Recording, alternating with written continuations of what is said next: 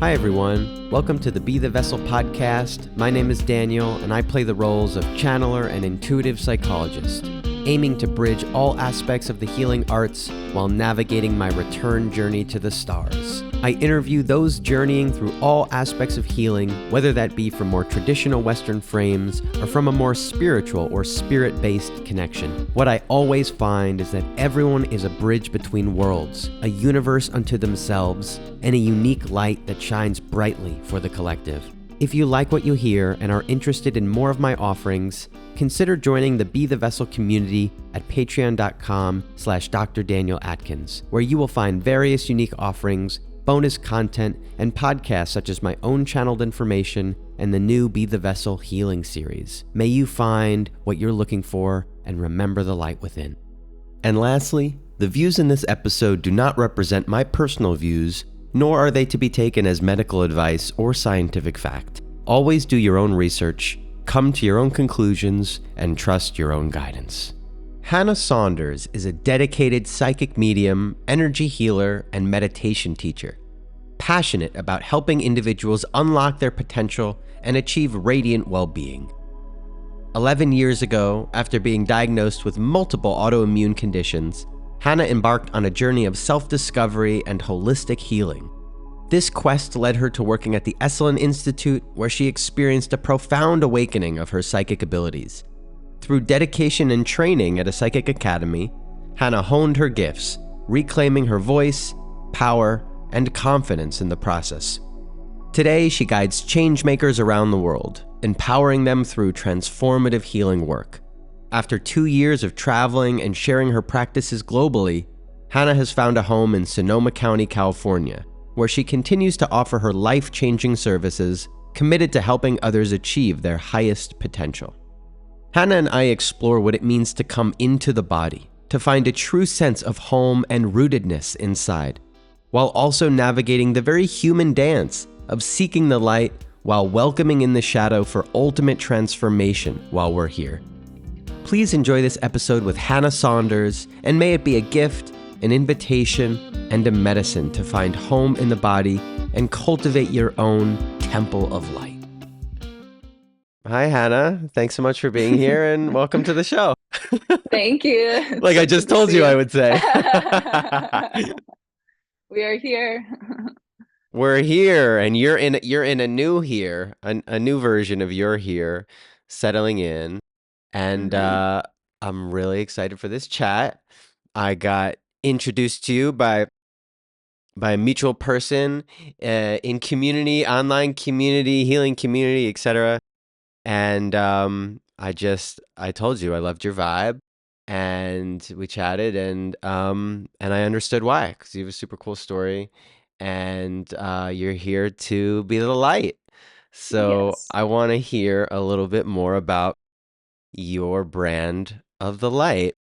And when I was just tuning in, seeing what felt good to start us off, I remembered our chat, and you asked me a little bit about my relationship to my body, and you'd mentioned your relationship with various autoimmune labels and different kinds of things, and it felt like a very natural place for us to begin Mhm. with a question about your body and when you felt that journey to, to those labels, to those identities, whether you consider it illness or disease or whatever. Maybe it's just sensitivity, and maybe it was from the get-go, but I'm curious, I'll leave it open-ended for you.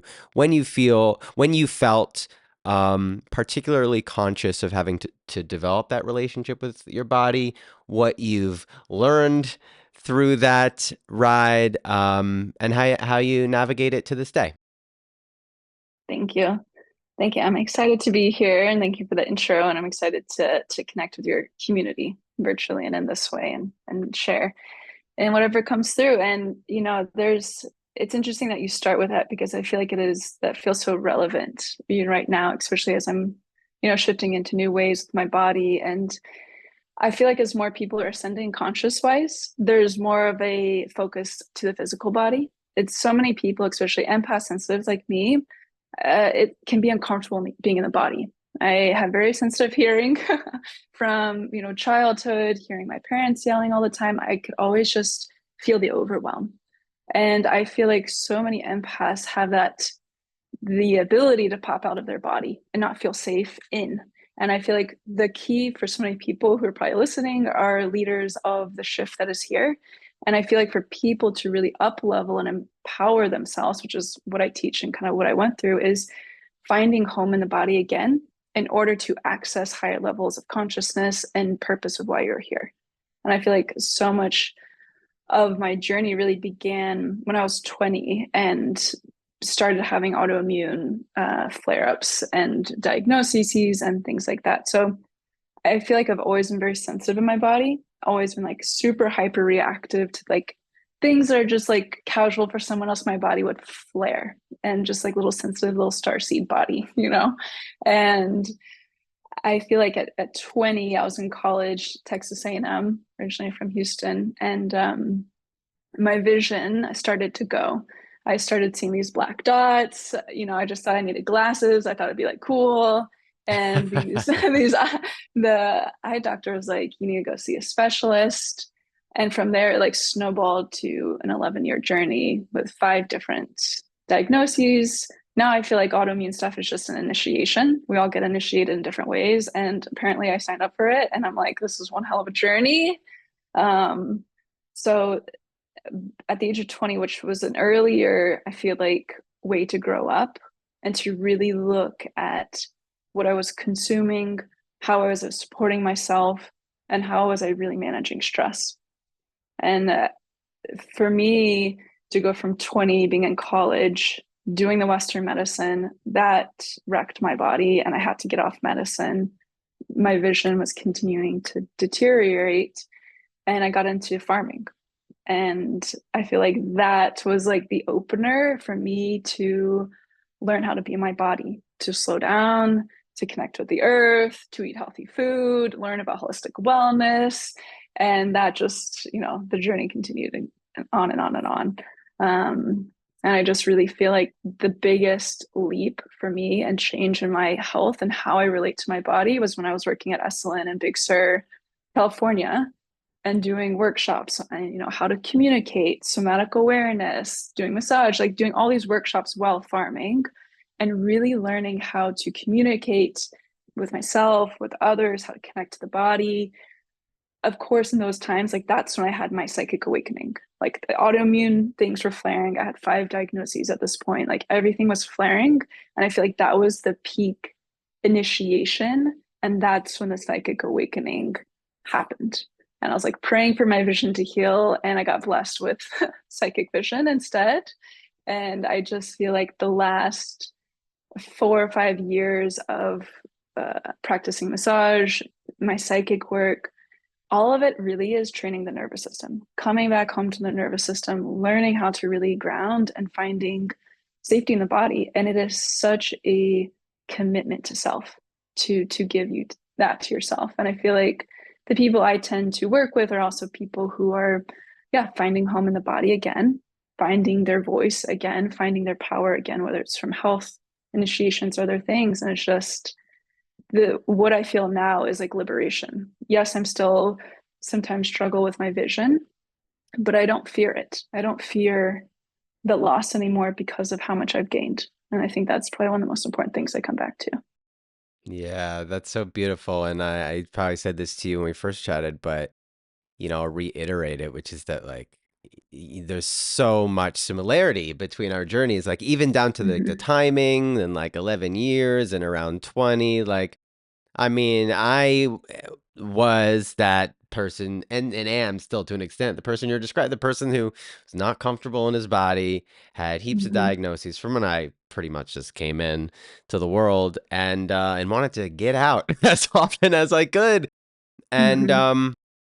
you know, um, yeah, it's so resonant for people, for myself, hearing about, if you are pursuing some kind of spiritual path, which naturally you think, oh, okay, the non-physical. So let me go out into the non-physical realms. Let me take ayahuasca. Let me do this. Mm-hmm. And your journey and mine as well was before all that, my body was demanding that I come into it and learn, like, why do I feel so fried? Why have I always felt so fried? Why is my body the way it is? Why did I have debilitating stomach aches when I came into the world? Why can I not pay attention to anything? Why am I just sick now all the time? And why do I have these labels and all this? And pursued the medical route to the furthest that I could, which ends in disappointment for most people.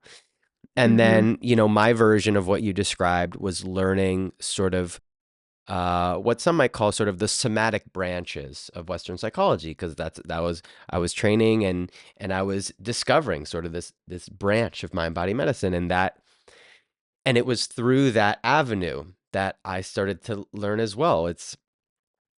How to live in this container. Um, and like you said, it was from that the other stuff other doors started opening, and it makes sense. It was then and only then that I was really going to be invited, or my body was even going to be willing to sign up for whatever was coming next.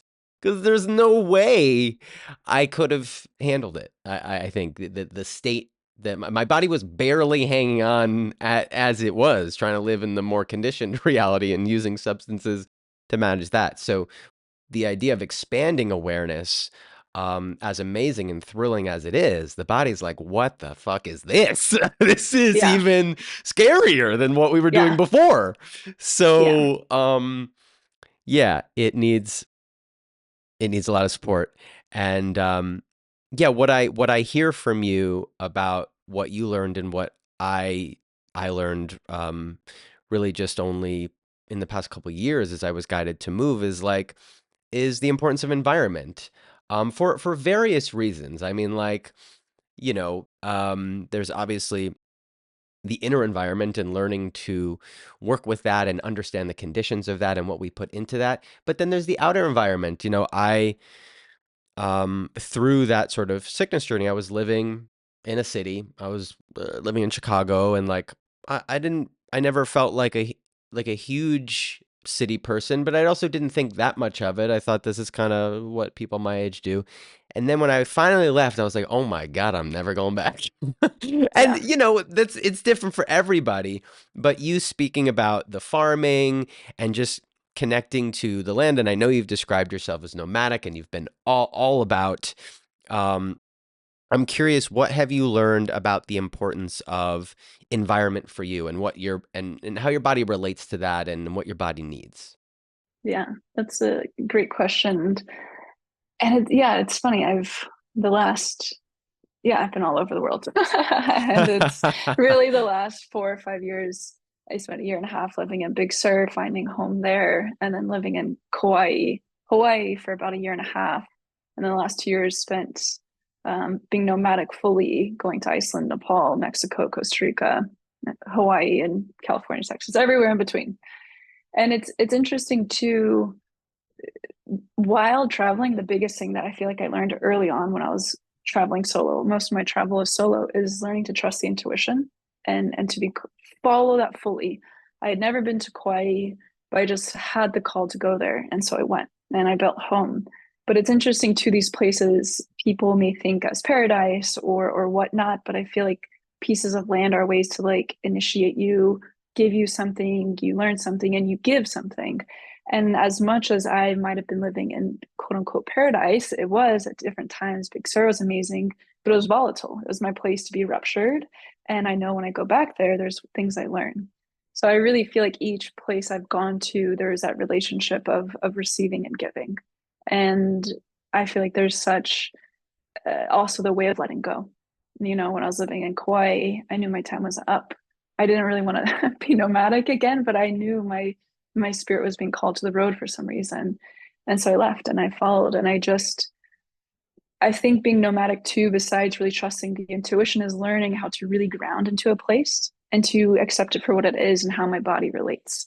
And I think like early on in my business doing psychic work, to be in so many different places in different energetic vibrations, it really forced my muscle of how to really ground, really be somewhere and tap into that vibration and what it's offering, and not trying to compare it to somewhere else.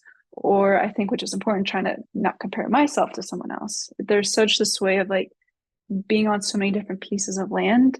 It really taught me how to be present there, which then mirrors back to be present with myself.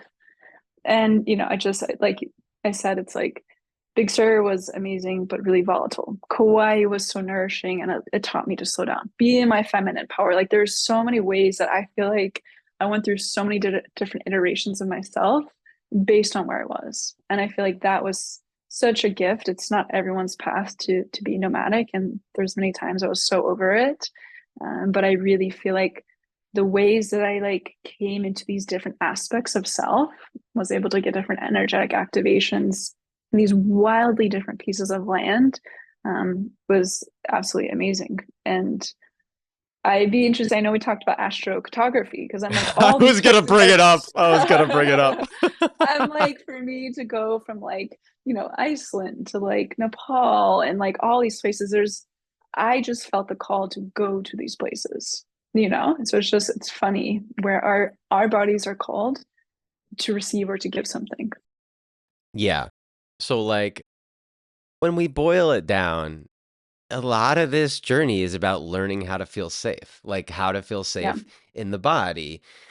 And what I feel is that we redefine what that word means, because the Hmm. more sort of conditioned definition of that word often we might associate it with constriction and withdrawing and like turning away, and the ways that we defend against the world. And that is what I would say is more of like the shadow version of safety. The light version is Hmm. initiation and willing to explore and expand and realize and discover safety, and even teach safety to the body in a way that it can flow with, that it doesn't have to constrict. It's not so much based in the primal survival wiring of, oh my God, fight or flight, but a different Hmm. kind of safety that doesn't assure you're always going to, have feet on the ground, but you can trust the ride and ride the Yeah. wave, as I like to say, and dance and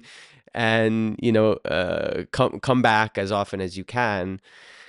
And I love the way you said it, that every place has something to offer, and you have something to give. That if we paint the picture in our mind like it's a one big sort of Instagram journey about finding the perfect place and it's just going to be paradise.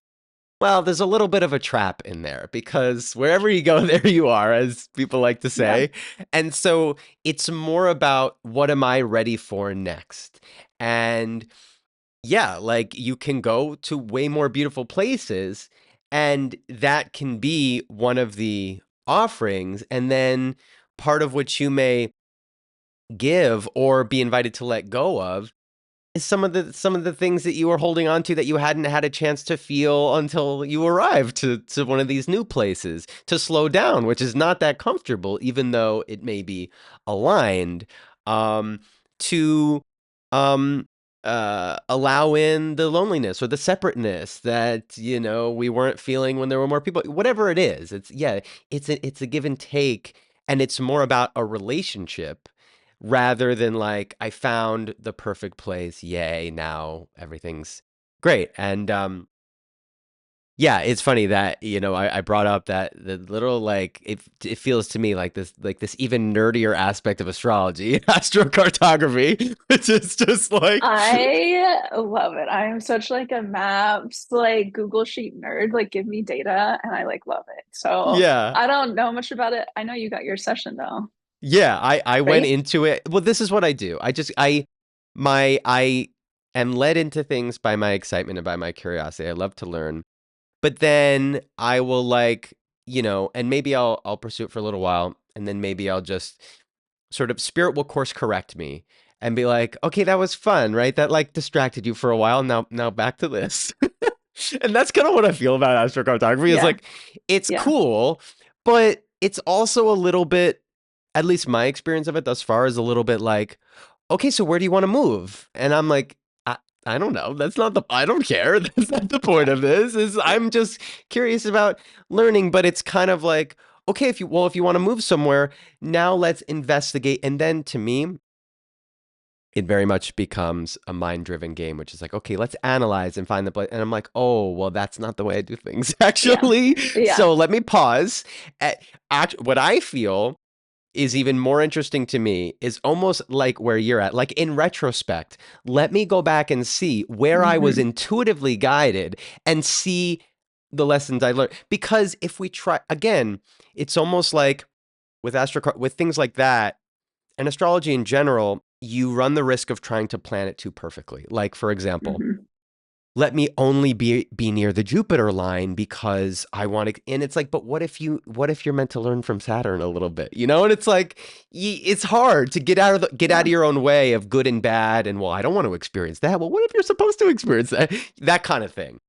totally. Um, so it's cool. It's cool. I'm into it, but it's like, it'll be a distant thing for me that I'll sort of Yeah. hang out in the background and maybe I'll check because I do feel another mm, pull, uh, um, guiding light to move again. And but the way I do things is by not doing anything. Yes. So And I am like on in so many of my readings recently, and what I'm seeing collectively is people being pulled to make a move. And I'm like so intrigued by this. It's whether it's a physical move, the home, job, or relationship.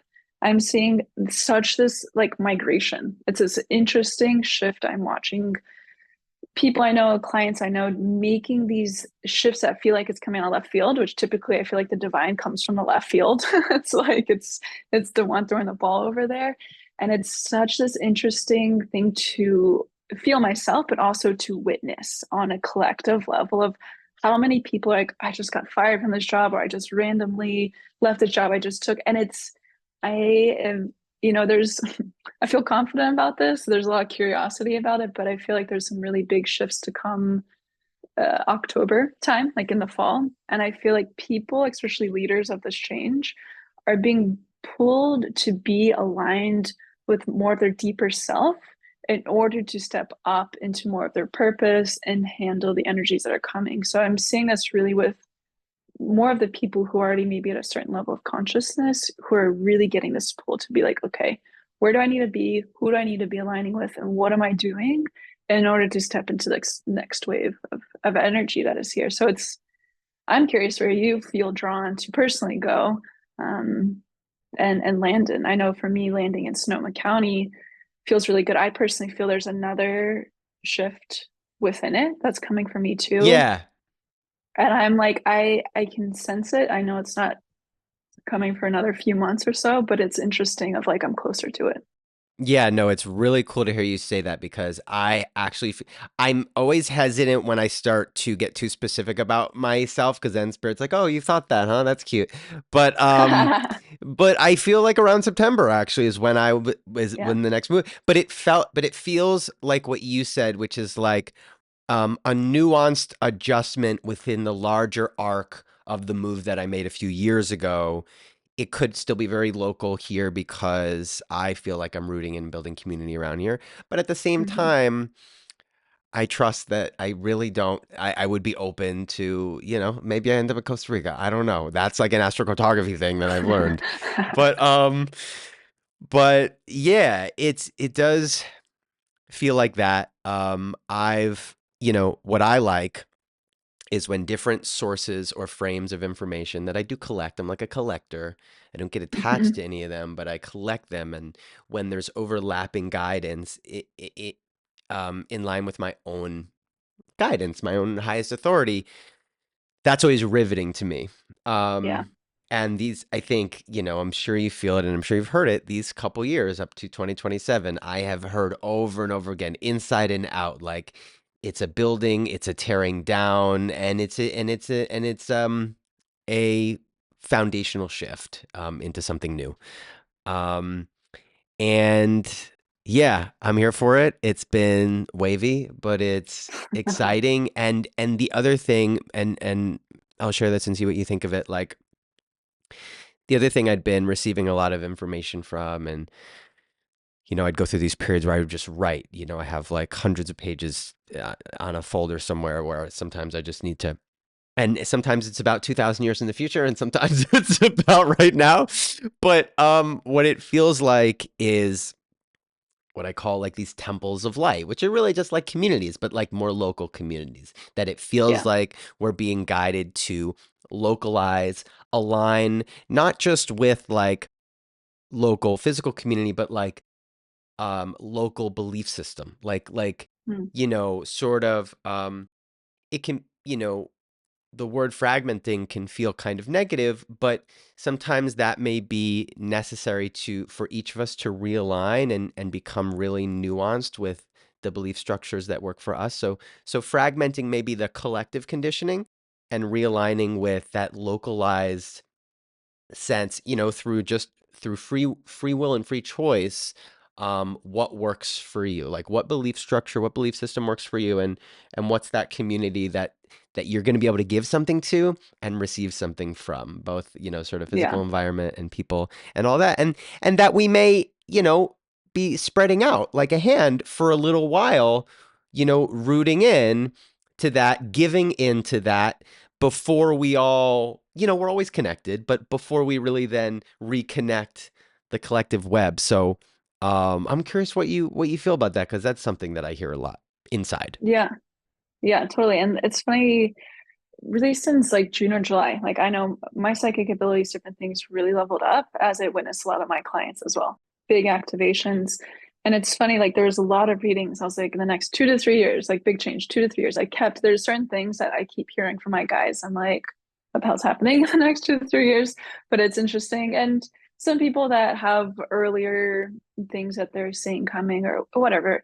I feel like so much of my work as I try to teach and speak is to not generate fear, and everyone's going to receive as they do through their own filter.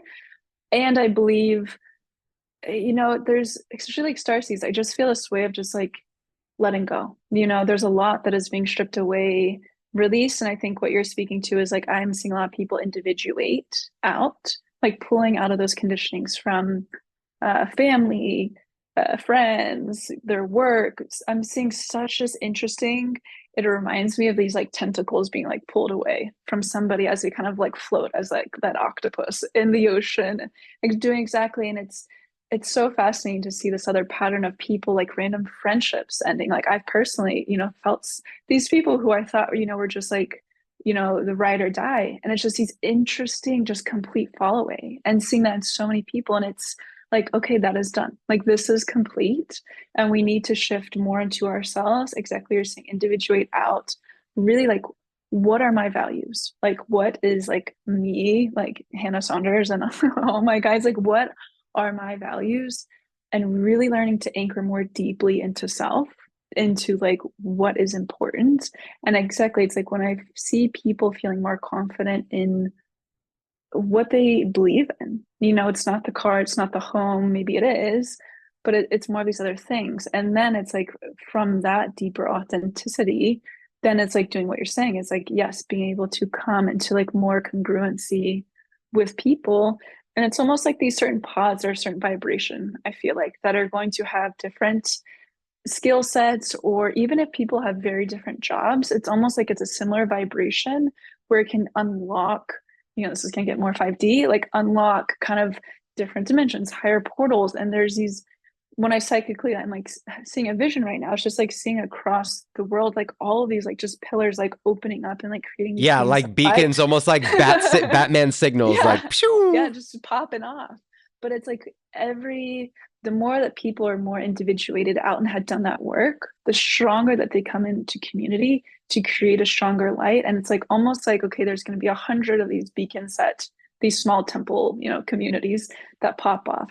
These then will like send a signal and different ones will pop. And it's almost like there will be this like domino effect. And I see like this first wave of people with this migration, like people moving of like, okay, where is this congruency and this pod? And I just feel like this is going to be so key when I see more of the destruction energy. It's already here, but kind of increasing, I think, come the fall and how it trickles probably into the following year.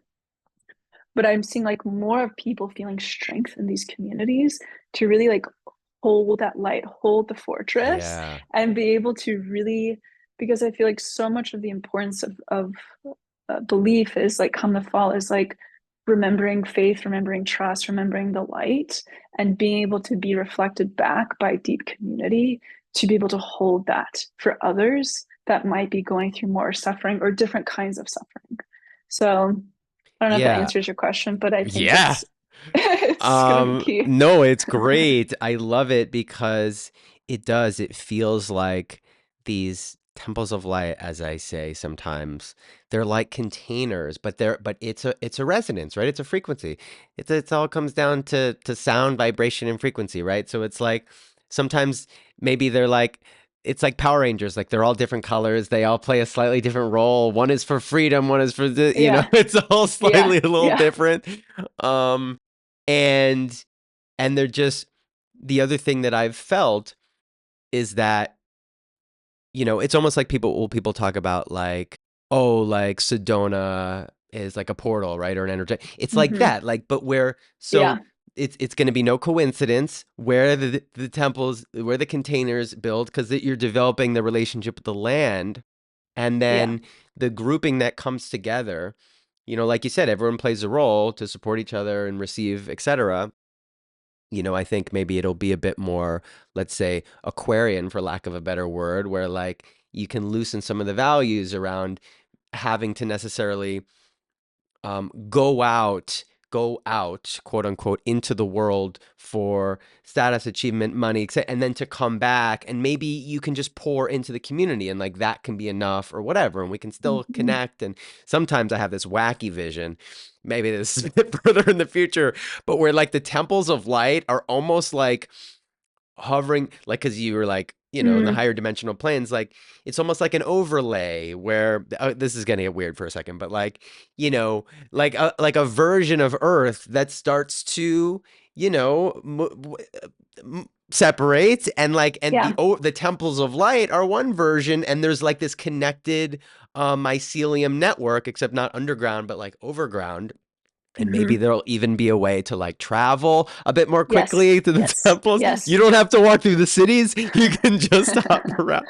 So that's like my Yes. sci-fi thing. But I really I feel see it. it is like building the vibration, sustaining that within the communities, physically Hmm. within the land, but then also, emotionally within the belief structure, and being able to create that different level of communication to stay in the light, not to avoid the shadow, because sometimes it's tricky with language, but just Yes. to radiate out in the way that we're here to. Yeah.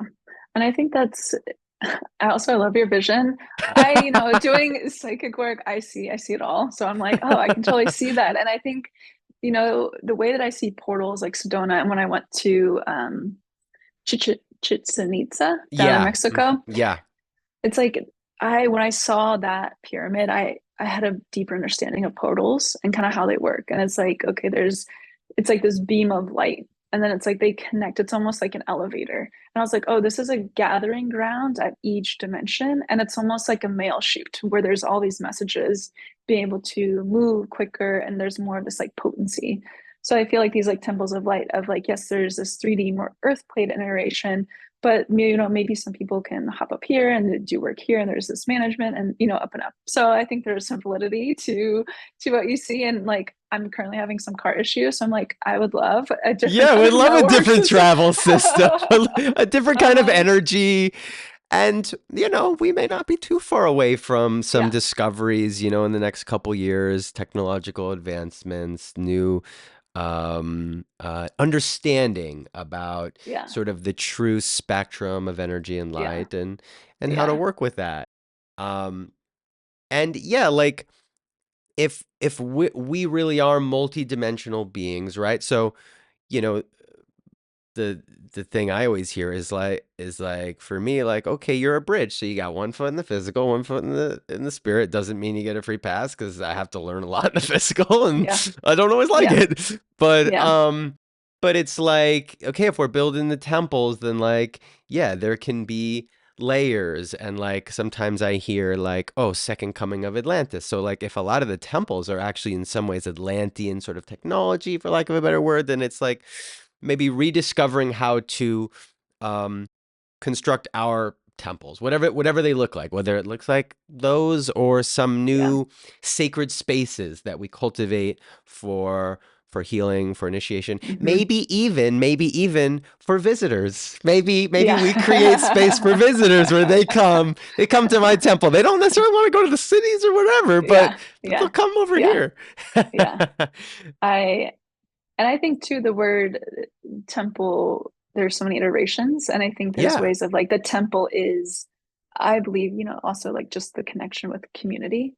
And I think there are places, certain vibrations of people who will probably have like very legit physical temples, these places of worship. And then I see other communities where it's like maybe it's more nature based. Maybe there's, or, I just see that the word temple, I think, is woven with the word connection.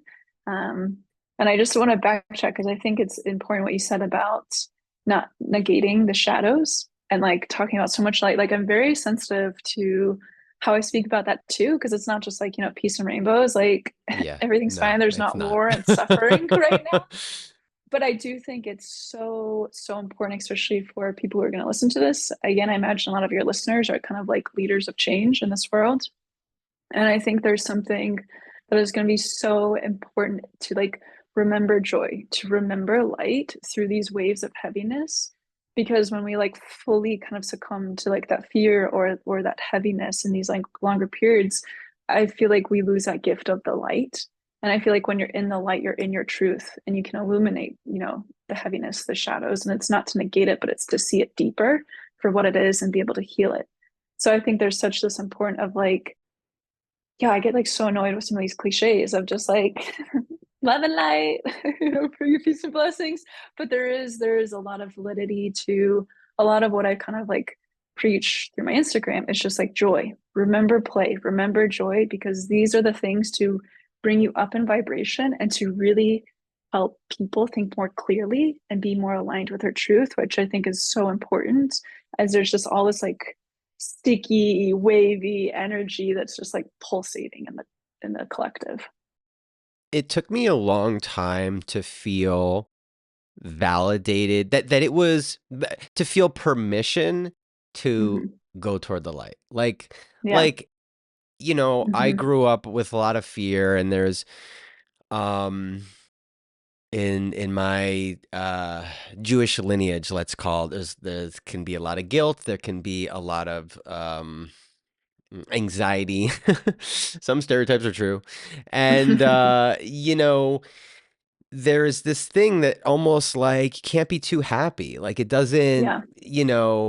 and I was introduced to Buddhist philosophy when I was young, and that showed me a different sort of permission slip. But then, there was all the nervous system stuff that was coming into the body and Hmm. dealing with what is all this anxiety? Like what are all these beliefs and emotions I'm carrying?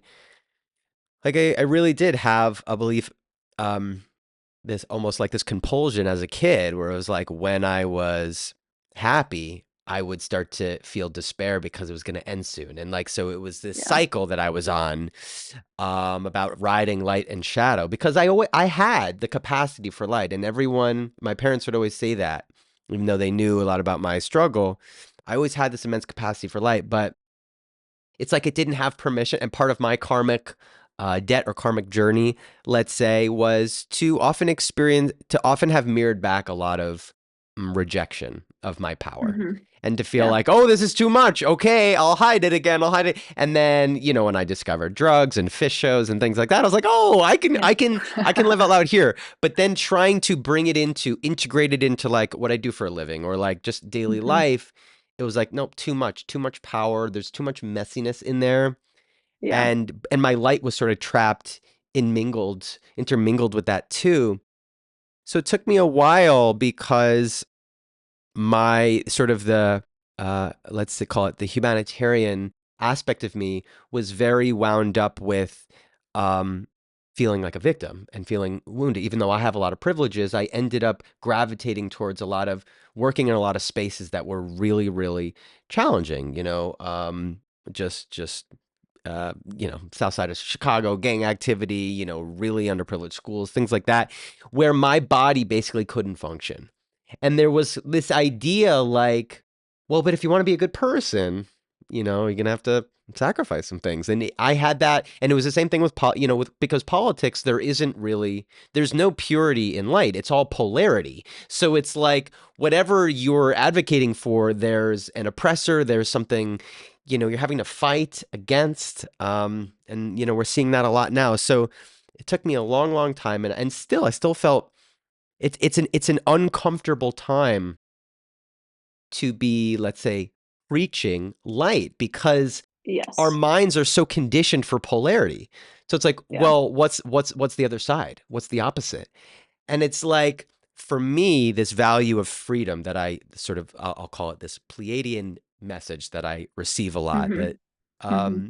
which is uncomfortable at times, because it's about transcending polarity. It's not about, but when I say it, it sounds like digging your head in the sand. It sounds like, you know, going toward your light sounds like not being willing to see the suffering. But it's not that. It's feeling permission to not suffer if you don't have Yeah. to, and Yeah. learning how to detangle yourself from what is like necessary survival based response, which a lot of people do have to operate in right now, from this mind driven idea that to be a good person, you should suffer, you should empathize, you should stay energetically corded or connected, whether it's just to your family, to a friend, or to global politics, or to war, to conflict. And it's tricky, right? It's easy. It can be easy if it doesn't resonate for you. It can be easy to poke fun at it, to say, well, that's a bunch of bullshit, like, Yeah. but, and yet at the same time, it's like, I feel those of us who are called to are sort of doing our best with the language that we have to feel and convey permission, like you said, Mm-hmm. for joy, for safety, for light. Yeah. Yeah. And I think like I'm so glad you brought this up. It's like I'm so passionate about this. It's such a common thing that I read, especially for empaths who are reclaiming their power. Again, there's a lot of people I work with who are stepping into their leadership of why they are here. And there's such this interesting journey of, feeling less than, or feeling you have to take on the pain, having to do these things. And it's like you don't have the voice, that you don't have this X, Y, and Z. And there's such this way of people, being pushed into a corner, like coming through my, health diseases and things, and like really having to be like, okay, how do I take accountability for this, take charge of this, and turn it into something different? And I see, a lot of this is like ancestral line healing of so many people I witness are the ones coming into a line to help flip it. And it's like a very interesting pivot to go from being the pain processor, which I read a lot of empaths as, of let me show my worth, let me be loved based on how much pain I can take on from a stranger, my parents, my friends. Like I know love based on how much I can suffer. Exactly what you're saying. And there's such this interesting shift I see that is really uncomfortable. And I see it takes people time to be like, my role isn't to process this pain. My role is to be in my truth, to be in my light, to then be able to release these energetic cords and allow the space for these people to grow. And there's this interesting, like when I'm channeling, sometimes there's more of like a rhythm, like there's a rhyme, and it's Yeah, like, it's musical, right? It's it's like musical. this like little spiritual like throwdown, but it's this like by letting people go, you give them the opportunity to grow. And I feel like there's such this releasing that I see empaths who are stepping up into their leadership of just like, okay, like I am not here to process all of this pain. It's almost like you're distracting yourself from looking at your own shit of like, what is going on here? How do I alchemize and transform what's happening within me in order to step into my power, which is uncomfortable because as an empath, sometimes if you're in your light, you're in your power when you're younger, you don't have your energetic boundaries, and it can be overwhelming.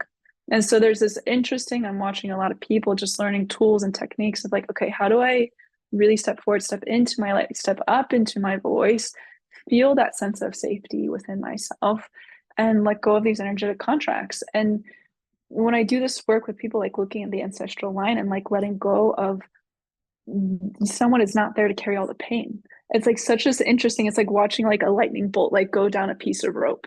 And it's like giving all these healings to these souls who are attached to were oppressed, being in their power, being in their magic, whatever it was. And so it's like when one person is able to shift of, I don't have to suffer in order to be loved, to belong, and to be accepted, it creates such this interesting healing all the way down the line. And I'm so passionate about it because when I watch people who just feel like they have to suffer to be loved or accepted, it's like there's such this heaviness, and it's like they're not stepping fully into their purpose of why they're here.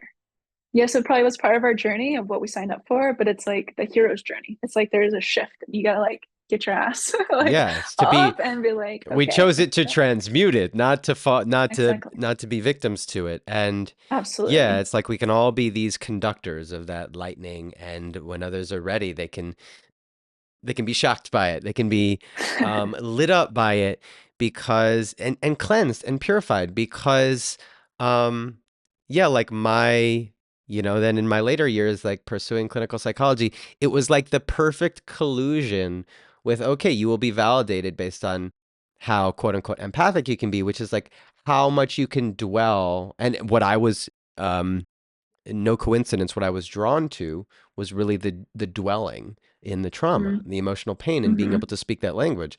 And I was very good at it, and I was very sick, and I was almost Yeah, falling asleep in sessions. And then there was all this other language, valuable in its own right, but around cultural competency and privilege. And for me, I was like, ideas around social justice. It was for me. It was like, oh, I'm never enough. I'm a white guy. I'm privileged. I need to like yeah, repent. This is like it yeah, was. I couldn't. yeah, I had picked the perfect community where I would just be never enough.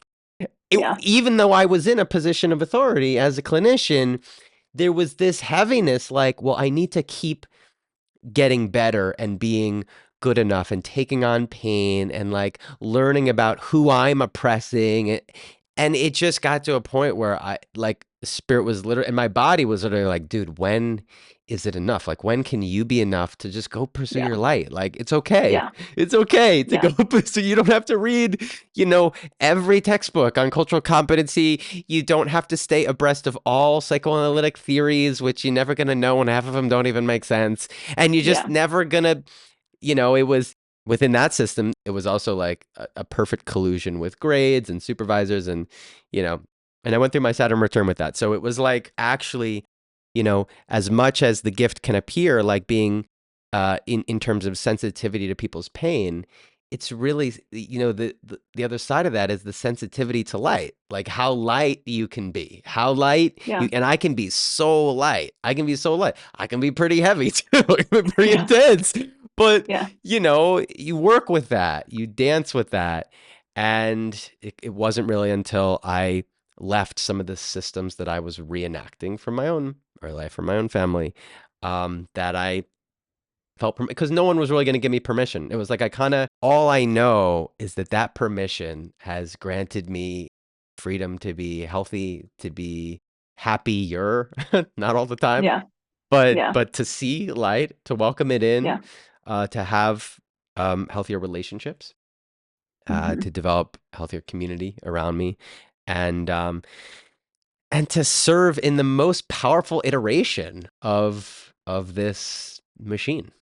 There's so much of me, I think, like I found purpose from the autoimmune disease journey of like anything I went through. I was like, how can I support others that go through this or learn something from it? And I just feel like everything that we go through or the ways that we allow ourselves to like just be ourselves, we create an energetic code, like a frequency for other people to let go, to look at themselves differently, to step up, to be okay with having something different than the person next to them.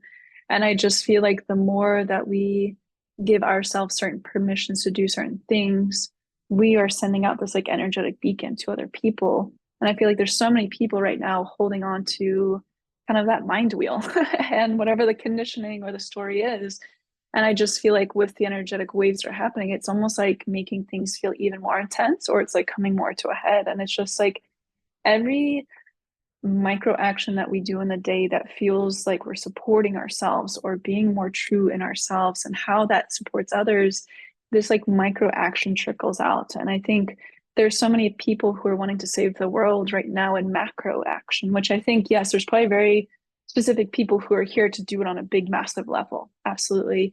But I feel like what I'm seeing right now is there's more of an attention on the subtle and the micro actions of what are we doing in these micro ways to be in alignment with ourselves, and like how much that is felt by the community and the world around us. And I just feel like these micro actions are like these like just like little energetic pings that I see. And it's like all of these are building up and braiding together to create the bigger change, whether it's like being nice to the person at the post office, or like, picking up that trash, or, doing something. I think there's such an importance right now on the micro actions to support the bigger changes. And it feels like cliche as I say it. But I just feel like, you speaking about your experience of just like, allowing yourself to like really just drop in and like be in the abundance of what you might have, like drinking a cup of tea, like having that hot shower, and just to be grateful for it, not to feel like I can't because someone else can't. And I just feel like to be in joy for what you have and to honor and to be grateful for it feels like such this like expansive energy versus like I'm not worthy of this, and like it just feels so constrictive, and I'm like that doesn't support anybody. And I just feel like that place of like honor, and it's like as I speak it I can just feel this way that it expands and touches other people. It's going to be pretty tough to save the world if we haven't felt permission to align the compass in the way that we would really want, like Yeah. not based on Yeah. anyone else's idea of what saving the world looks like. And there are True. other people have a lot of ideas about how it's supposed to Yeah. look, and how Yeah. you, based on your identities and how your culture and whatever, how you're Yeah. supposed to do it, the role you're supposed to play Yeah. in saving the world. And it's like, well, Yeah. that's an interesting idea, but it might not be for me, actually, it turns out. And I Yeah. feel until we really feel full permission, as if we were already whole and wholly loved, to align the compass from there, it's going to Yeah. be a rickety journey to saving the world. Because who are you? You Yeah. know, the ends don't justify the means. So who are you going to Yeah. be on the Yeah. journey to the savior? And Yeah. how is it all supposed to look exactly if the Yeah. compass is not really heart guided, really finely micro tuned, like you said, nuanced Yeah. to Yeah. precisely the power Yeah. that lives within you. And maybe from this macro lens, it's not even divinely timed yet to save the world. Like maybe and I've heard, I like some people who speak to this, which is like, and it's a little bit egotistical of humans in general to think that the earth needs saving. Like we Yeah. need her a lot more than she needs us. So Bless it's her. like maybe we don't have to be the saviors if we just clean up our stuff, our Yeah. inside. Everything will be all right. And it may, you know, it's again, it comes back to that tricky language around polarity of, can Yeah. we accept the messiness?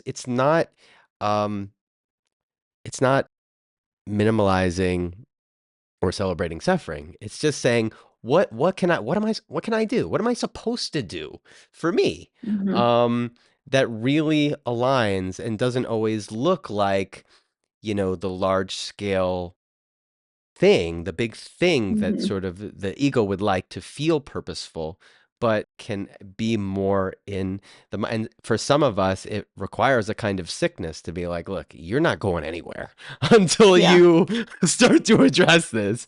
So all those Yeah. grand visions you have, like, it's great, but like this is where you're needed right now. Yeah. Yeah. And I think it's interesting how, more what I see in, the corporate or, working 9 to 5 hustle culture, not just saying it's all corporate, but more I'm seeing people shifting out of the hustle, the need to produce, the need to create, the need to just like push in order to be Because validated based on your, it happens in the healing world too, right? yes, That was what yes. I saw in psychology, was like, oh, you got your degree now, okay, well now you're going to be working 60 hours a week with an overloaded caseload, blah blah blah. I was like, what the Yeah. fuck, why am I going to do this? Yes. Yes. And it's interesting how it's like, okay, someone shifts out of that, shifts to more of the healing or the spiritual realm. And what I see with a lot of people, some people I work with, there's this uncomfortability. I'm like, your work is to to watch the trees, to be present with what is. And there's this really uncomfortable of like, I'm not doing enough, like Yes. this feeling of inaction. And it feels like the, like that like monk in this mountain that's just like that monk sitting there is creating so much action in these minimal ways of how they move. And it's interesting to watch people and to kind of speak of like, actually, like, this is your work right now. Maybe it'll change down the line, but there's such this way I'm seeing people shifting out of that vision of what it looks like to create action, and really of like, again, it's like more on these subtle places, and it's really uncomfortable. I can feel my body being like still adjusting from that. And the last thing I'll say with that is I feel like there's so many people right now that are feeling these nudges of like a bigger, like they're going to step into something. Like there's such this knowingness, whether they've already had an awakening, they're coming to their second one, or whatever. There's just, I'm watching people have this deep feeling of a knowingness of something's coming, and they're stepping up into something, and they're just like, let's go. Isn't it the time? Like, I'm not doing something, and I can feel people getting antsy right now. And so much of the messages from my guides is like, take the summer. The summer is for you to resource, to really downshift, to integrate, find community. And then again, come fall, I'm seeing people more stepping up into the deeper purpose, whatever it is. But it's almost like people are like, okay, take a little breath, give yourself this time this summer, and things will kind of shift up into gears. So yeah, just giving that out there for people as I give it to myself. Yeah, it's the Tao Te Ching. It's the non-being, it's the non-doing, and is hell uncomfortable for me too. But what I have the lesson I've continued to learn is that like this idea that we're here to do something big, like Mhm. that doesn't mean that we have to force it. Like that's not spirit is not necessarily asking you to like, okay, you're here to do something big, so like work really. I mean, sometimes the effort is required, but it usually shows up in the form of an invitation. It's usually something we can Yeah, respond to, not something we have to necessarily build out of scratch all alone when we don't even know what it is. Like yeah, it's not like, okay, you gotta like um follow all the clues and like piece together the mystery of your life. It's not really that. Who you're meant to be is happening. It's just happening when you stop doing all the other shit that you thought you were supposed to do. It's a yeah, natural gifting. It's a natural unfolding. It's so hard for the ego to think like, wait, you mean I don't have to figure this out? Like I don't have to spend every day trying to like uncover or like etching away who I am? It's like, yeah, no, usually the circumstances just kind of collapse around you to just reveal, and to the point where you have nothing else to do but what you're supposed to do. yeah, So if there's nothing there, it's probably because there's not supposed to be. yeah. And I think something too that I've learned treating my business and like being with it for the last few years is like the cycles and the seasons. And it's interesting to, as a business has its own cycle, you like parallel with it.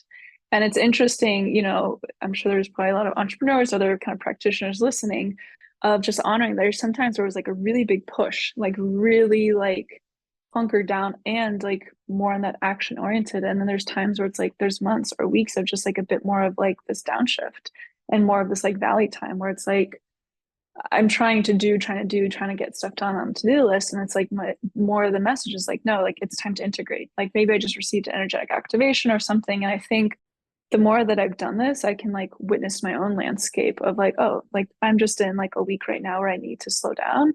And maybe there's a bigger push. And I'm still learning. Like the Capricorn in me, even though there's so much more Gemini in my chart, like there's such this like, go Hannah, like, create. And it's like, no, there's such these really beautiful like valleys and these peaks to understanding yourself, working with a business, and like showing up in community. And I feel like, it's my personal work right now, just really honoring of like, oh, okay, like I'm in more of this other space. And so just putting that out there for, yeah, anyone that kind of feels like I need to be at this certain plateau, this certain frequency in order to be and to do my work, when really it's like, no, there's this importance of, yes, there's a drive. There's times where it's like, I feel like I have to create this, like, my guides are like, there's a program. We need you to deliver this in the next 2 weeks. And I'm like up creating, doing the marketing. And I'm just like, I'm pooped. But it's like there's such a timing to it. And I know there's these certain like key pushes to make something happen and to like allow it to come through. And there's other times where it's like, no, it's not the way. So It certainly feels like that, and I think we can see that reflected in the natural world, right? Like you said, there's absolutely. seasons, there's timings, and it's going to be a little more nuanced for each one of us depending on that, so those Hmm. contracts and the particular arrangement of the planets and everything that created this unique system. But it's yin and yang, it's ebb and flow. It feels like learning how to be a creator, which is that sometimes the energy of creation is meant to, really meant to push, like it's time. And Yeah. other times maybe it's, the other 9 months of you just like going through pregnancy and just like, I don't know, laying around and like something's Yeah. building inside me. I don't really Yeah. know what it is, but I Yeah. trust, I trust when Yeah. it's ready, I'll know how to deliver. And, Yeah. maybe more constancy or continuity. Maybe we come into that. Or maybe for some of us, it's just always meant to be flowing. So we really learn how to trust that all is provided. If it's not always, you know, like for me, I can't work for anyone anymore. It's just something that I Yeah. learned about myself, Yeah. and I'm not here to do like a 9 to 5 thing. I'm just not. And Yeah. maybe what comes with that is understanding how to honor and own a lack of constancy, or because I'm choosing a kind of freedom that puts me out on the edge and invites in things that, um, don't provide one kind of safety, but invite in another kind of flow. And so, I think it's the beauty of choice, of feeling like you can choose how you want things to look, and then, um practicing owning what you signed up for, which is not always easy or fun. And it certainly feels better when, like you said, when I'm driven with a vision. And I'm tired, and I'm being pushed, but it's purposeful. And that's easier for me than when I have to spend the day on the couch and it's like there's really nothing I could do to sort of be more productive than I am for this time. And I don't necessarily have any assurances that I'm doing it right. But if I reflect, I didn't like, um, I didn't necessarily will in the time when it was surging, just like I didn't will in the time when it wasn't. It was all Yeah. kind of out of my control, and I kind of just Yeah. said yes both times. Yeah. And that seems like part of the ride of learning how to be the co-creator or the co-manifestator with manifester with the larger game at play. Yeah. Which I think it just reminds me of like these different things of like farming, health journeys, and being nomadic. It's like for me personally and like my path, it's like these three things have really taught me how to let go to a certain degree and how to feel and trust into something bigger than myself. And it was like easier first with the farming and how that came because I'm watching these seasons. I'm like, we plant all these beautiful flowers and we get a frost and everything dies. It's like, okay, well, how do we pivot and do something different? And I feel like that was such a tangible early like visual of adaptation and how to let go and just be like, oh, okay, like we need to do something different and there's beauty. And same with nomadic living and traveling. There's so many decisions that I'm constantly just like, that's not working out. But it's just these constant, like, being aware of when things flow and how they flow and be like, there's no way I would have met that person or ended up in this place if, like, I missed that train. And, like, there's just, I feel like in my life, like, being able to witness in these, like, really big ways of, of synchronicity and of flow. And it's like to live a life that is just it's like it's undeniable. And I feel like the more that we see these little things, all the lights turn green. It's like something came early and you didn't think it's like every time I believe when people are aware of something flowing, it grows that channel of synchronicity, of trust, and of awareness. And that's when I really see more and more people being like, oh, okay. And it's then there's like the bigger, like my title for my car got lost in the mail last week. Wow. And before I needed to sell it, and I had to big pivot. And as much as I'm flowing, I'm like, okay, clearly my guides have a bigger vision and I don't know it yet. But I'm Yeah. just kind of sitting back for a couple weeks of like, okay, like And you the don't get to decision. know. You just don't get to know. And then it's like I know by the time I figure out the solution for it, or they tell me, or something happens, I'll be like, oh, this makes sense.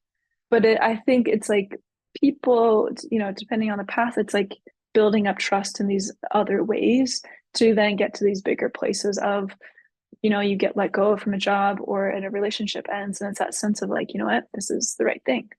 I don't know what it is, but I'm going to be in this liminal space and I trust. And that for, I feel like the human mind to really like drop into that space is tricky, but it's so liberating. So liberating. And I just feel like for me, like in my daily practices, it's like gratitude for the littlest of things. Like, it's calling on my angels to help me find a parking space, in a place that's tricky. Like it's the tiniest things. And there's one I'm like, thank you. Like I'm always, my boyfriend makes fun of me because I'm always just like, blessings, thank you, angels, thank you to my guys. Because it's like just all the tiny things that I see. And I feel like that just for me has really helped me be like more confident when shit gets weird.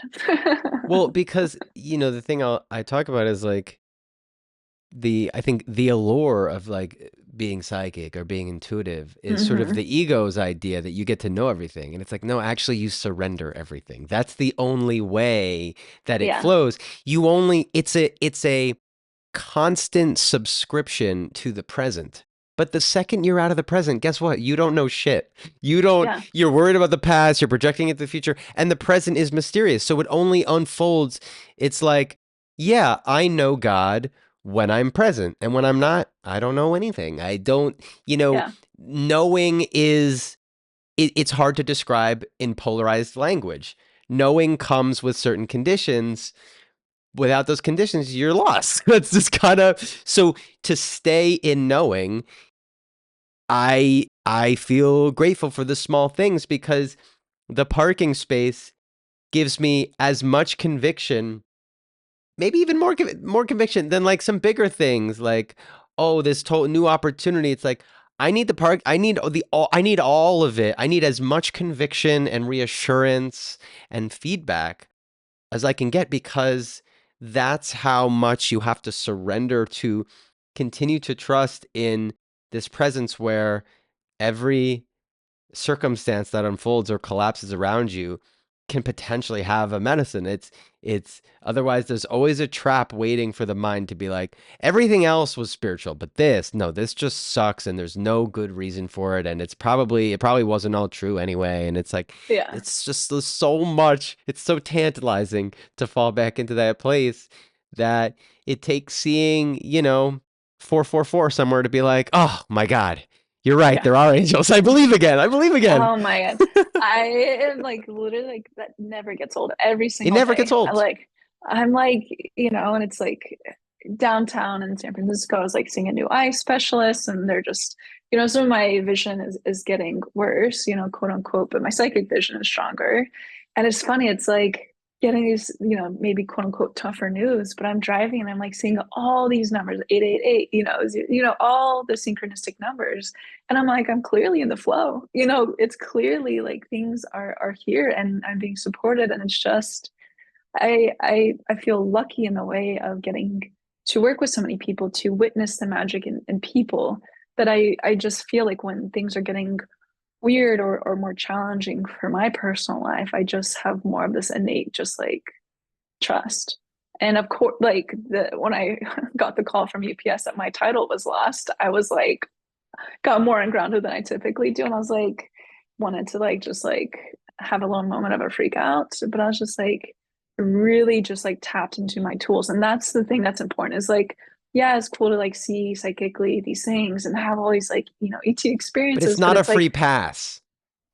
no, but it's like in those moments so of knowing how to ground, like how to clear energy out of my field and how to really just like come back to that center. I'm like, these are the moments that these tools of presence and how to calm is like so key. Like all the cool visions are like bonus. Yeah, they're But I feel amazing. I like, want to live but there.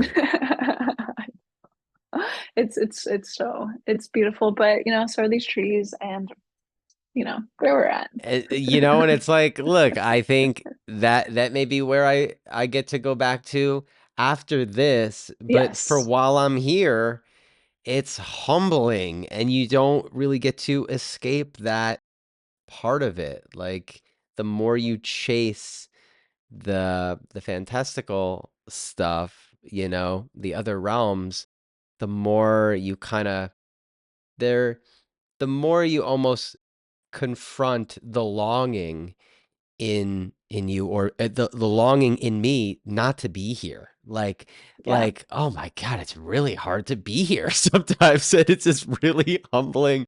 And so yeah, and it remains humbling. And yet, when I listen to near death experiencers, or Hmm. or people who received the diagnosis of cancer, right, or who Hmm. are navigating those, and I reflect on that and I let that wash over me. It's like we're all kind of being prepared for the end in a Yeah. way. We're all being Yeah. prepared to let go, because in the end, you're letting go, whether you want Yeah. to or Yeah. not. You're not staying Yeah. in this body. Yeah. And Yeah. so it's so easy to lose sight of. And I'm not saying we should be thinking about death all the time, because that's, it's up to you if that feels good. Um, but it can really help with that larger, but it doesn't even necessarily make it easier. It just, I think for me, it helps me understand why I'm continuously invited to move through the places where I'm so caught and attached Hmm. to what I feel is important, who I think I'm supposed to be, what I think I'm supposed to do, what I think this moment is supposed to bring. Yeah. Um, it's endlessly exciting that way, and also can be there can be quite a bit of terror. But again, you know, like just listening to people reading stories of some of those end stages, about how people really chose to come into presence with a diagnosis that doesn't appear to have a cure, that kind of thing. It's like, wow, talk about using your tools. Talk about being ready to really confront and lean into, like, okay, what is this all about? Like, what Yeah. is this? Am I gonna wallow in despair and just sort of panic and be Yeah. consumed by the fire of fear?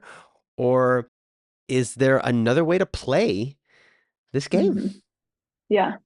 Yeah. And I think there's like, I don't know if it's the optimist in me, but like when you say for the end, I'm like, and it's a beginning, it's like there's Exactly. that. It's not. That's the thing. It's not. The game keeps but going I forever and ever and ever. but I feel like yeah, there's a lot of beauty in what you speak to, and it just reminded me of something. I'm trying to remember, losing my little train of thought. Oh yeah, I think it's really important. Kind of as you speak, it made me think of. It reflects back to me in my health journey. Of I think there's so much of me trying to understand the diagnoses, trying to take action with it, trying to heal it, that I didn't give myself permission to grieve of kind of what I was losing as normal and what I was stepping into, especially as a 20-year old and not drinking and eating specifically. Like I think there was a lot of me that didn't grieve for when I actually needed to, and it kind of built up until this, like, I think probably one of more of my psychic awakening happening. So I think really importantly for people is to not negate the grief or the anger or whatever they may be experiencing in anything, but it's like, how do you honor it? How do you feel it? How do you work through it? How do you let it go? And then allow yourself to move to it, the other side of it. And I think there's such, maybe people call it like spiritual bypassing, where it's just like hopping over and like just like let me be in the light and the lesson of this, and not honoring. And it feels like such a tricky line of how to feel it and not get caught in it. And whether it's working with other people or whatever, I think it's so important for like really it's alchemizing is such a buzzy word, but to really alchemize a karma, like some trauma, like something that you're going through. But it's like, I think it's so important to feel the thing. And then I think people can more solidly get to that place of like acceptance, letting go and surrender and being able to like really be more in that like empowered, expanded state to step into the next. You got to feel it to heal it. And frankly, I've never really known anyone who didn't have to. As um, yeah, yeah. I've never as just as someone yet, I think younger souls coming in are not necessarily going to have to do the 20, 30, 50 years of trauma healing, and I think yeah, I really do feel it's different for them. They carry a different frequency. But totally. um historically and thus far, and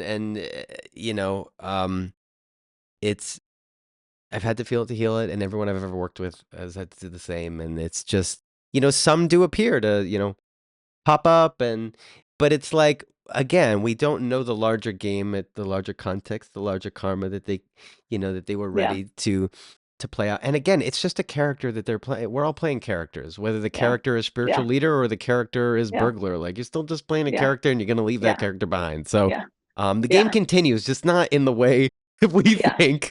Um, yeah. and it feels sort of bookending to, as we sort of come to begin to wrap up here, to end in the way we began with the body. Because as you're speaking again Yeah. to the body, it feels like for each of us, Hmm. the most humbling, the biggest invitation, the biggest initiation, and the biggest way to keep, um, definitely me, maybe you as well, from living in the clouds, as I have a tendency to do, is through the bodily initiations. And whatever is popping up, it's just a finely tuned instrument of a thing that, um, has provided some of the scariest moments, some of, Hmm.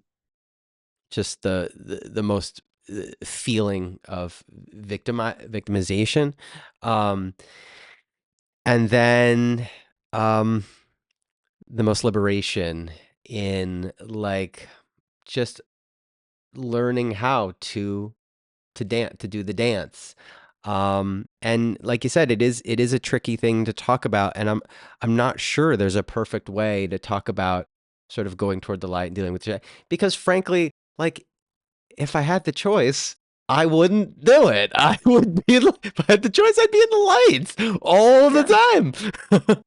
yeah, But I choose to trust that on some level this is all for me, and I selected it this way to learn from this thing, this experience, this machine, this personality, um, all of it. And in my better moments, I do trust that fully and embrace it.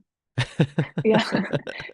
We're all human, and I just feel like that it takes so much courage. I feel like to be here. In every Oh every yeah. role that we're playing, every character that we take, I just look at people, especially in these times. So it's just like there's so much courage for people, and I feel like people don't always give themselves credit, especially the empaths, of like, yeah, just to like really like have a moment of celebration of where you've come through, where you're at, and what people are stepping into. I think it's important to like honor and to hold a moment of just like, blessing yourself up. And um yeah, I think from there it's like, I don't, it's, to move towards the light, I feel like I really advocate for just like for people to be in their truth. Like when something feels right, it feels steady or it feels exciting, and I just feel like the more that people really can tune into that subtlety of what feels right, like that feels like for me, just like that North Star for me. I'm just like, I don't know if it's actually the light or where I'm at, Right, but I just right. know it's right. I just know the more that I continually hone in of what feels in my truth, what feels right, whether it's a big leap of faith of doing something bigger that I haven't done out of my comfort zone, or it's like a small thing. It's like I feel in these times when there's a lot of just noise from, politics, different things, the more that people can really anchor into like what is right for me. And again, I point to my heart because that's where it's going to come from. It's like a heart-centered knowingness and decision. It's not the mind. it's the heart. And I see more and more people as they drop into their body, into their power. It's like really learning how to like come back into the heart and listen more deeply to the heart. The mind makes up all the damn stories, but I feel like the heart is like that pure crystal that people are really learning how to like listen and trust what comes from there. And it's like if we all move from our heart and we literally listen to that, I feel like that's when like more of the community can weave and we can make change. May it be so. Bless. Bless. And so it is. Because, yeah. And, I'll just say to that, like, light and shadow are two sides of the same coin. It's like, who's Yeah. to say where we're meant to be resonating on that sort of spectrum at Yeah. a given moment? If it's our truth, and I've definitely played different roles along the Yeah. spectrum, and I may continue to, and I may be supposed to. All you can do is do your best to align the compass with what feels right in Yeah. that present moment. You don't really get the assurances that it's all light or whatever. It's more of a surrender game that on a larger scale, you're part of something that is moving you. Um, Yeah. and maybe we all continue to play these roles until the earth is ready, Yeah. to purge and sort of whatever. The galactic mission grants all of us permission to be at a certain frequency. But until then, good luck trying to be anywhere else than Yeah. where you are. Yeah. Yeah. We are here and sweet earth is she's clearing and changing. Like I see it energetically and it's just yeah, I'm here for it and I'm very curious of what, have these visions to have these kind of downloads for kind of the next year. It's just very curious of just how it unfolds, but it's not I'm not trying to speed up time. That's for sure, but just really yeah, I feel like all of us will be resourced and ready. And there's just going to be such this way that I feel like people step into their voice, into their power, and really come to these like banding together in ways that feel so strong and so connected. But it's going to take some ripples to get there. So have no fear. We are here, and together we go. Yeah, yeah, with all the visions, with all the excitement, it's like, okay, Mhm. how do I dance with what I see and what is here for me today? Um, Yeah. but with that said, today has been really fun because I got to chat with you. Yeah. And as we start to wrap up here, Hannah, I'll just um ask if there's anything else you'd like to share, anything else you'd like to say at all, and then where people can find you if you'd like them to, and whatever you'd, Yeah. you'd like to speak to about offerings. And I know we didn't even really dig in that much to what it is you really do, but sometimes this is how it flows for me. I was like, Yeah. ask her about the body and just go from Yeah. there. Yeah, So yeah, yeah. And I think, it's like my intentions here is just to really share the messages that need to come through and that people are ready to receive and to hear. And that feels good. And, the message I'll leave it with is like for people to keep it simple. You don't have to do all the retreats, you don't have to do all the workshops, you don't need all these plant medicines to connect with yourself and to feel your empowerment. For me, simplicity looks like hiking outside, noticing the trees, noticing the birds. For me, hiking is a thing that has kept me connected to myself through all of these wild 11 years of my life. And I feel like for people to remember simplicity and like magic in the mundane is such a pivotal thing, I think, for people to come back to simplicity. So come back to that and what brings people joy. And yeah, people can find me at Fluid Roots Wellness on Instagram, fluidrootswellness.com. And I do psychic readings, energy attunements, which is like energy healing and combinations of the two. And I also teach psychic meditation and do a lot of activations. The thing that I've learned through my travels is knowing that my work is to activate the activators, the change makers of this next shift, people who are already at a certain level and who are ready to step up. And I know through like the readings, through energy attunements and teaching people tools is like really bringing in these high frequency activations from different dimensions to like pop that third eye, bring that like throat chakra up, and just really allowing people to step more forward in their truth. I'm like here for the empowerment of other people. And it just like that brings me joy to like watch people just like own their life, own their gifts, and like make change. So yeah, I absolutely love what I do, and I love to teach. So I do a lot of that on my Instagram. So it's so sweet to hang out and to connect with your community. I just can feel them energetically. Um, yeah. So thank you for this opportunity. Beautiful. Thank you so much. It's my honor and privilege. I will put all those things in the show notes Cool. for people to find you and tune into you. And yeah, just thank you again so much for being here. Absolutely.